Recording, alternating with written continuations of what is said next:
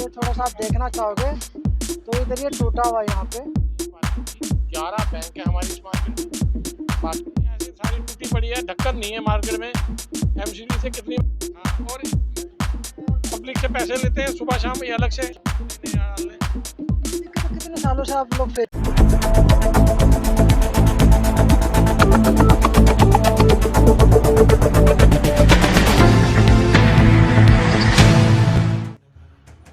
नमस्कार, मैं विजय कुमार पुनिया के अंदर B1 की मार्केट है। देख सकते हैं B1 की मार्केट है, DJ का कॉम्प्लेक्स है और काफ़ी बड़ा कॉम्प्लेक्स है। यहाँ पे बैंक्स भी है, दुकानें भी है, केमिस्ट की दुकान भी है, शॉप्स भी है। और ये थोड़ा सा आप देखना चाहोगे तो इधर ये टूटा हुआ है, यहाँ पे नाला टूटा हुआ, ढक्कन नहीं है और बहुत सारी दिक्कतें यहाँ पे है। तो यहाँ के जो प्रधान जी है हसीन छाबड़ा जी, उनसे जानने की कोशिश करते हैं। काफ़ी ढूंढने को मिले हैं वैसे तो, क्योंकि बहुत बिजी शेड्यूल होता है, क्योंकि प्रधान होने के बाद सभी मार्केट वालों को भी देखना होता है और साथ में अपनी शॉप भी देखनी होती है। दोनों को मैनेज करना पड़ता है, उसके बाद जो है दोनों काम ये हैंडल करते हैं। तो प्रेसिडेंट साहब यहाँ पर मौजूद है, हसीन छाबड़ा जी, जानने की कोशिश करेंगे उनसे कि इस मार्केट में क्या क्या दिक्कतें हैं और किन किन दिक्कतों का सामना तमाम जितनी भी यहाँ पे दुकानें उनको सामना करना पड़ता है और क्या क्या परेशानी। उसके अलावा जो रक्षाबंधन आ रहा, उनकी भी इनके माध्यम से शुभकामनाएं आप लोगों तक भेजेंगे, क्योंकि ये प्रधान है B1 कम्युनिटी सेंटर, पूरी मार्केट के प्रधान है और 100 से भी ज़्यादा दुकानें यहाँ पे है जिनके एज ए प्रेसिडेंट के तौर पर ये हैंडल करते हैं। उसके अलावा हर एक व्यक्ति को इनको हैंडल करना पड़ता है। तो चलिए बात करते हैं, उनसे पूछते हैं, जानते हैं, लेके जानकारी।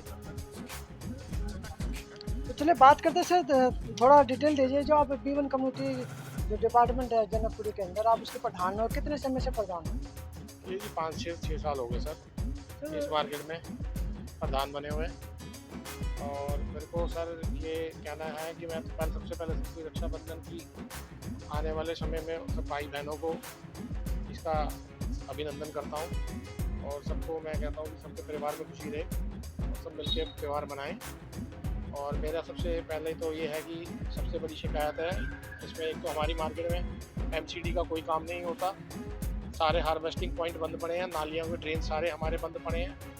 हमारी मार्केट में नंबर दूसरा अवैध पार्किंग लगी हुई है हमारी तरह, जो कि हम इसे अवैध इसलिए कहते हैं कि इस मार्केट में ज़रूरत नहीं है इस पार्किंग की। 11 बैंक है हमारी इस मार्केट में, बाकी पोस्ट ऑफिस है इस मार्केट में और ग्रॉसरी की दुकानें, फोटोकॉपी की दुकानें और दवाई की दुकानें हैं। इनके लिए यहाँ पे जो भी आदमी आता है, किसी को 10 रुपये की दवाई लेनी है, 2 रुपये की फोटोकॉपी करानी है, तो उसको टैक्स देना पड़ता है। इसको एंट्री टैक्स बोलते हैं। ये पार्किंग वालों ने टैक्स लगा रखा है, आप अंदर आओगे घुसते ही आपको पैसे देने पड़ेंगे, चाहे आप टैक्स लग जाता है। जैसे मान लो कोई अगर एक बार आता है से लेके 20 रुपये कम से कम है 10 और वो 50 रुपये तक का है। अगर कोई टेम्पू वाला किसी की दुकान पे सामान भी छोड़ने आता है तो ये पहले कहते हैं जी 50 रुपये दे के जाओ, तो टेम्पू वाला तभी सामान छोड़ेगा। आए दिन का हमारा यही लड़ाई झगड़ा इनका लगा रहता है कि ये टेम्पू इसकी दुकान पे जा रहा है, भाई साहब ये टेम्पू इसकी दुकान पे जा रहा है। वार्ड कौन सा लगता है? ये 11 वार्ड है जी। 100 वार्ड जो नया चेंज हुआ है। हाँ, जो नया चेंज हो गया, हाँ 100 वार्ड, हाँ 100 वार्ड, हाँ अब 100 वार्ड कह सकते हो। हमने रविंद्र कौर जी है। हाँ जी, हमारी मार्केट की हाई मास्क लाइटें बंद पड़ी हुई हैं, कम से कम पिछले 5-4 साल से हमें चक्कर काट रहे हैं एमसीडी के। वो कहते हैं जी पीडब्ल्यूडी की है, पीडब्ल्यूडी कहता है जी एमसीडी की है। अब दोनों आम आदमी हो गए, अब दोनों आम आदमी पार्टी कहते हैं हमारे पास बजट नहीं है। हमारी मार्केट के लिए किसी काम का बजट नहीं है जी, ना लाइटों के लिए, ना नाली के लिए, ना सीवर के लिए। देख रहे हो ये आप पे भी टूटा हुआ है। इस मार्केट में सीवर तक नहीं है जी, इस मार्केट में सीवर नहीं है। मार्केट के अंदर सबसे बड़ी प्रॉब्लम तो ये है, किसी दुकानदार को टॉयलेट जाना हो तो सीवर नहीं है मार्केट के अंदर, कोई टॉयलेट नहीं बना सकता। तो मार्केट की हालत स्थिति खराब हो रही है, पटरियाँ टूट रही हैं। जो आता है केबल वाला, एयरटेल वाला, इंटरनेट वाला, वो आता है मार्केट खोदता है, अपना खड्डे करके चला जाता है। उसके बाद एमसीडी उसको रिपेयर नहीं करती, एमसीडी अपने पास सिक्योरिटी ले लेती है। इस सिक्योरिटी को दोबारा हमारे यहाँ उसका यूज़ नहीं किया जाता कि कम से कम उसकी रिपेयर करा दें। ये जो खुदा हुआ यहाँ पे जो ढक्कन ढके हुए कितने टाइम से? इसके लिए कम से कम मेरे को 6 महीने साल से हो गया मेरे को बोलते हुए कि नालियाँ बंद है, ड्रेन सिस्टम बंद है। जेई साहब को बुलाता हूँ, जेई साहब नहीं आते। जेई साहब कहते हैं कि मेरे पास समय नहीं है। ऐसे जेई साहब को, हमारे को, जिसको हमारी मार्केट के लिए समय नहीं है, उसको मैं उसने फ़ोन ही उठाना बंद कर दिया। जेई ने फोन नहीं उठाया। हाँ एमसीडी तो के जय आपने साहब ने काउंसलर से बात क्यों नहीं की? काउंसलर के ऑफिस में भी कंप्लेंट डाल रखी है जी, 50 बारी कंप्लेंट कर चुका हूँ। हमें खुद ही हर एक डिपार्टमेंट में धक्के खाने पड़ते हैं, ना हमारी कहीं पे भी कोई सुनवाई नहीं होती। लाइटें वाला आया। लाइटें भी आज 2 महीने बाद हमारे यहाँ चेंज हो रही हैं, वो भी बड़ी मुश्किल से 3 लाइटें हमें मिली हैं, बड़ी मुश्किल से। 2 महीने बाद? हाँ 2 महीने से 3 महीने इतना बाद। लेट काम होता है यहाँ पे? भाई साहब वो कहते हैं हमारे पास फंड ही नहीं, हमें तनख्वाह ही नहीं मिली। जिस एम्प्लॉय से बात करो पहले वो कहता है जी हमें तनख्वाह ही नहीं मिली 2 महीने की। 1 तारीख को तो सबको तनख्वाह मिली है कह रहे हैं। स्टेडियम के अंदर। सर जी देखो स्टेडियम में मिली होगी, लेकिन यहाँ तो कोई काम नहीं हुआ ना हमारा। कोई भी काम बोल दो, इनके पास एक ही जवाब होता है जी फंड नहीं है। अरे फंड नहीं है तो भाई तुम लोगों ने चुने हो, चुनाव लड़ा है, सब जीते हो, कुछ तो सुनोगे किसी की सुनवाई। ये हालत हो रखी है मार्केट के सामने, नाला देखो, नाली भरी रहती सारा दिन, कोई ऐसी सारी टूटी पड़ी है, ढक्कन नहीं है मार्केट में। एमसीडी से कितनी बार रिक्वेस्ट कर दी कि आप ये काम करिए, छोटे छोटे काम है, बजट लगेगा, बजट चाहिए। अरे जी नाली का ढक्कन है, बंदा गिर जाए उसके अंदर, उसके लिए बजट चाहिए जी इनको पास कराने के लिए। मैंने देखा कई जगह पे पार्कों में और कई जगह दुकानों में भी पार्कों के अंदर नशाखोरी करते हैं। क्या इधर भी कोई ऐसी सिचुएशन देखने को मिली? 24 घंटे यही है, लड़के लड़कियां बैठे रहते हैं, वो घर से गांजा लेके आते हैं। हमने कई बार थाने में कंप्लेंट करी है, एसएचओ साहब से भी कहा है, डीसी साहब से भी कहा है, इस पे एक्शन लिया जाए। और वो ये बच्चे आते हैं गांजा भी बनाते हैं और ये कहते हैं जी, पुलिस वाले कहते हैं हम लड़की से हम कह नहीं सकते कुछ, लड़की है, अगर सिगरेट कोई गांजा पी रही है पब्लिक प्लेस पे तो हम कुछ नहीं कह सकते। मतलब पुलिस वाले कहते हैं हाँ बात? जी नहीं कह सकते जी, हमने वीडियो बना के भेजी है, कहते हैं हम किसी लड़की को कह नहीं सकते, हमारे पास लेडी कांस्टेबल नहीं है, हमारे पास स्टाफ नहीं है। आए दिन पुलिस के पास स्टाफ नहीं है किसी काम के लिए, पुलिस के पास स्टाफ नहीं है। इनको रोकने के लिए सारे दिन दारू चलती है मार्केट में खुलेआम, शाम को 6-7 बजे आप घूम लो, एक चक्कर मार लो, अभी भी आपको दारू मिल जाएगी, कोई ना कोई बैठा फिर दारू पी रहा होगा। टेबल सीसीटीवी कैमरे लगे हैं मार्केट में? लगे हुए हैं, सरकारी नहीं लगे जी, सरकारी कुछ नहीं लगा जी। सरकारी तो यहाँ पे मैं कह रहा हूँ ये नाली नहीं ठीक हो पा रही सरकार से, तो सीसीटीवी कैमरे तो बड़ी दूर की बात रही।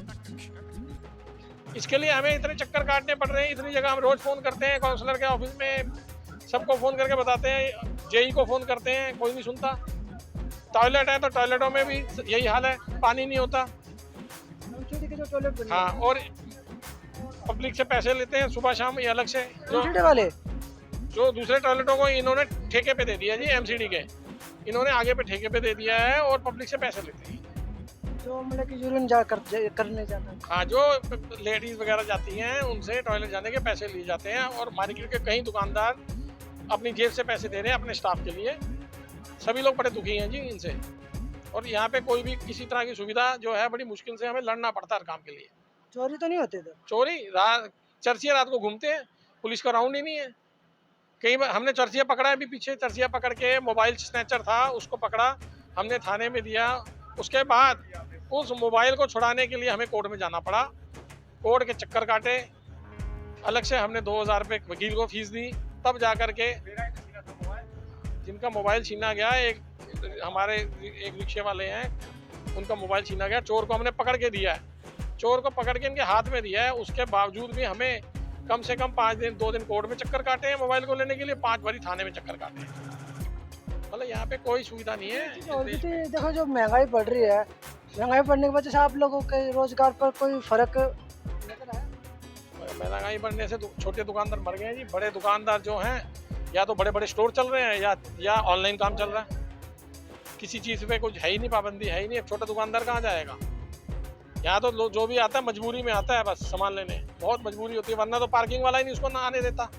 पहले तो एंट्री टैक्स है इस पे, पार्किंग वाला ही नहीं छोड़ता पहले किसी को भी। सबसे बड़ी दिक्कत है पार्किंग की, कोई बंदा आ नहीं सकता, जा नहीं सकता, फिर अगर आ भी जाए तो एंट्री टैक्स है उसके ऊपर। कोई बैंक जा रहा है पासबुक भरवाने, पोस्ट ऑफिस आया किसी को चिट्ठी लेने या डालने। ये दिक्कत कितने सालों से आप लोग फेस कर रहे हो? 5-7 सालों से 8 सालों से सबसे पार्किंग को हम फेस कर रहे हैं इसको, और इसका हम विरोध कर रहे हैं, लेकिन ये पार्किंग बिल्कुल हटाते नहीं है इसकी। तो काउंसलर और विधायक को क्या कहना चाहोगे? काउंसलर विधायक कुछ नहीं कहते जी, वो कहते हैं जी करेंगे देखेंगे, करेंगे देखेंगे, करेंगे देखेंगे भी चल रहा है सारा कुछ, करेंगे देखेंगे भी चल रहा है, होता कुछ नहीं जी। बस सभी ये कहते हैं हम आएंगे देखेंगे करेंगे। तो ये थे यहाँ के प्रधान जो D1 कम्युनिटी सेंटर जनकपुरी के अंदर जो आते हैं, वहाँ के जो प्रधान जी थे, उन्होंने शिकायतों का यहाँ पे अंबारी लगा दिया। कोई भी ऐसी बात यहाँ पे देखने को नहीं आई है जिससे दुकानदार यहाँ पे खुश हो, क्योंकि प्रधान को सारी बातें पता था, क्योंकि सभी दुकानदार प्रधान को रिपोर्ट करते हैं और सारी बातें इन्हीं को बताते, तो उन्हीं के जरिए हमने जानने की कोशिश की। उसके अलावा रक्षाबंधन भी आ रहा है, तो रक्षाबंधन की बधाई भी उन्होंने आप सब लोगों को, पूरे देश भर के लोगों को दी है कि आप लोग मिलकर रहे, और हाँ, अपने क्षेत्र में, अपने पड़ोस में, अपने आसपास ध्यान भी रखें, पड़ोसियों का भी ध्यान रखें, अपना भी ध्यान रखें, मिलजुल कर रहे, और कोई भी दिक्कत अगर आती है तो पड़ोस के थाने में जाकर मदद मांगे। इन्होंने मदद मांगी थी लेकिन हुई नहीं, शायद क्या पता वीडियो देखने के बाद अब सुनवाई हो जाए। तो मैं विजय कुमार पुनिया, विकेपी टाइम न्यूज़ से मुझे दीजिए इजाज़त, धन्यवाद।